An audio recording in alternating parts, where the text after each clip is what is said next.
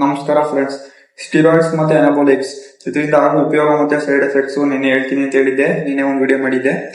ಇವತ್ತು ಅದ್ರ ಬಗ್ಗೆ ಪಿನ್ ಡೀಟೇಲ್ ಆಗಿ ಹೇಳೋಣ.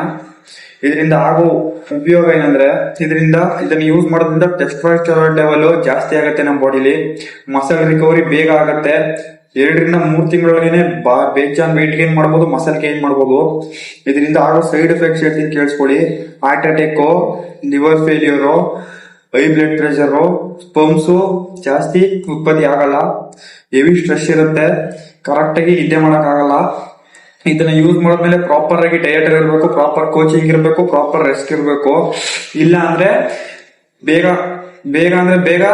ಬೇಜಾನ್ ಪ್ರಾಬ್ಲಮ್ಸ್ ನ ಫೇಸ್ ಮಾಡಬೇಕಾಗತ್ತೆ. ಇದು ಯೂಸ್ ಮಾಡಿ ಬೇಜಾನ್ ಜನ ಸತ್ತೋಗಿದ್ದಾರೆ, ಚಿಕ್ಕ ಏಜ್ ಅಲ್ಲಿ ಸತ್ತೋಗಿದ್ದಾರೆ. ಇದನ್ನ ಯೂಸ್ ಮಾಡಿದ್ರೆ ಎಲ್ಲ ಸತ್ತೋಗ್ತಾರ, ಇದೆಲ್ಲ ಆಗತ್ತಾ ಅಂತ ಹೇಳ್ಬೋದು. ಪ್ರಾಪರ್ ಗೈಡೆನ್ಸ್ ಇದ್ರೆ, ಪ್ರಾಪರ್ ಡಯಟ್ ಮತ್ತೆ ಪ್ರಾಪರ್ ರೆಸ್ಟ್ ಇದ್ರೆ ಯಾವುದೇ ಕಾರಣಕ್ಕೂ ಏನು ಆಗಲ್ಲ.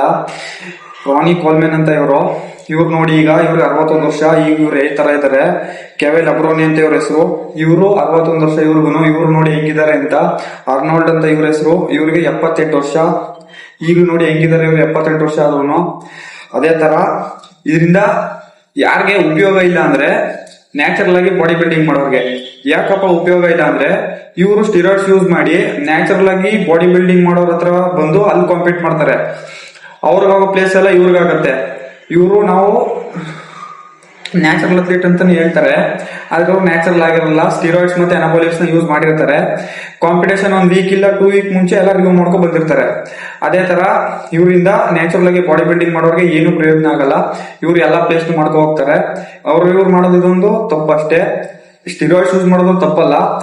ಮಿಸ್ಟರ್ ಒಲಿಂಪಿಯಾ ಇಂತ ಸ್ಟೇಜ್ ಮೇಲೆ ಹತ್ತೋರಲ್ಲ, ಸ್ಟಿರಾಯ್ಡ್ಸ್ ಯೂಸ್ ಮಾಡ್ಲೇಬೇಕು. ಇದರಿಂದನೇ ಅವರು ಸ್ಟೇಜ್ ಹತ್ತಕ್ಕಾಗೋದು. ಇಲ್ಲಾಂದ್ರೆ ಈಗ ಸ್ಟಿರಾಯ್ಡ್ಸ್ ಯೂಸ್ ಮಾಡದೇ ಇದ್ರೆ ಆತರ ಬಾಡಿ ಬಿಲ್ಡಿಂಗ್ ಮಾಡಕ್ಕೆ ಆಗಲ್ಲ. ಸ್ಟಿರಾಯ್ಡ್ಸ್ ಈಗ ಎಲ್ಲಾ ಕಡೆ ಕಾಮನ್ ಆಗ್ಬಿಟ್ಟೈತೆ.